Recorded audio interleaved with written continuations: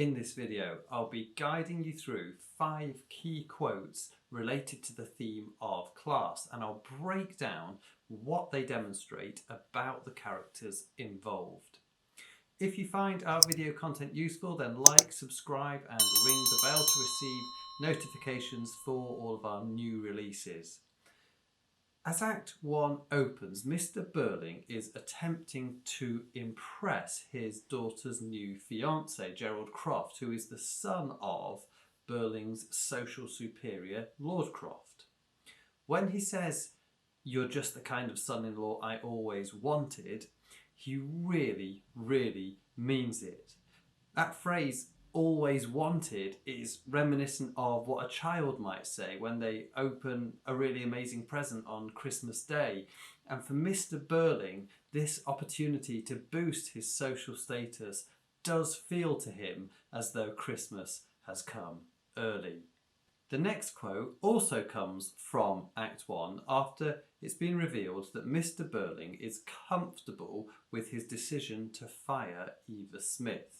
To him, she was just another worker. Sheila points out, but these girls aren't cheap labour, they're people.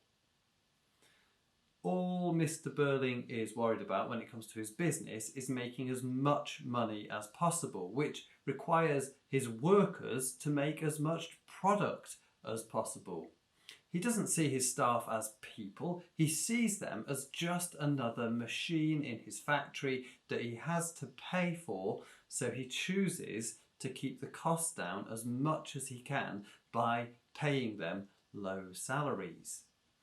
Sheila recognises that describing staff as cheap labour makes them seem less human, so here she emphasises that they are people, which demonstrates her sense of compassion for others in society. The third quote I'll look at comes in Act 2. Sheila's just found out that it's her actions that could have led to the death of the girl, and Gerald is about to be interrogated. The inspector argues that Sheila be allowed to stay so that she can hear about other people's involvement in the tragedy. He says, "You see, we have to share something. If there's nothing else, we'll have to share our guilt." Now, the playwright J.B. Priestley was a socialist.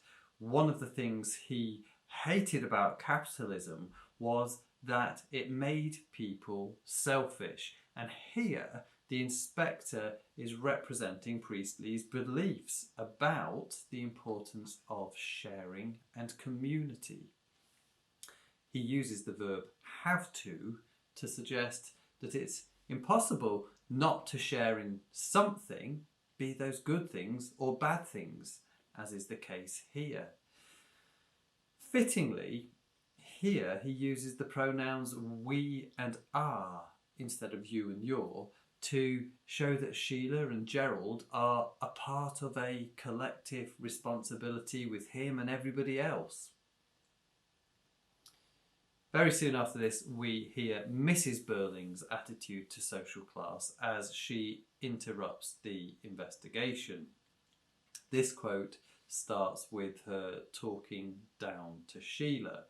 She says, "Please don't contradict me like that.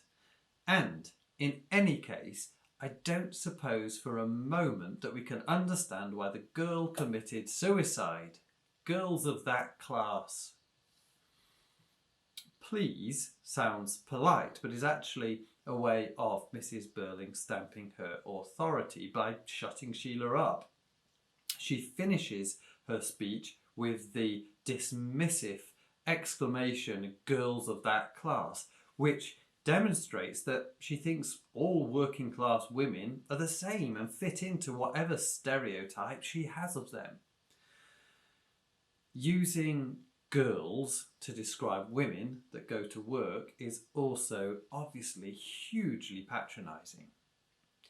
In his final speech in Act 3, the inspector reminds each of the Birlings of the role they played in the girl's death before delivering his parting message. He says, "We don't live alone. We are members of one body."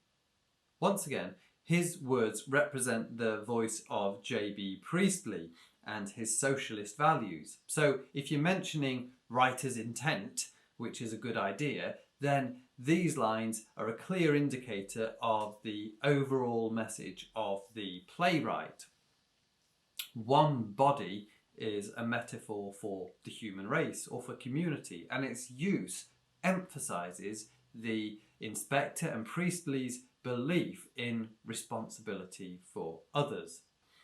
This statement also offers the opposite argument to Mr. Birling's assertion that a man has to look after himself.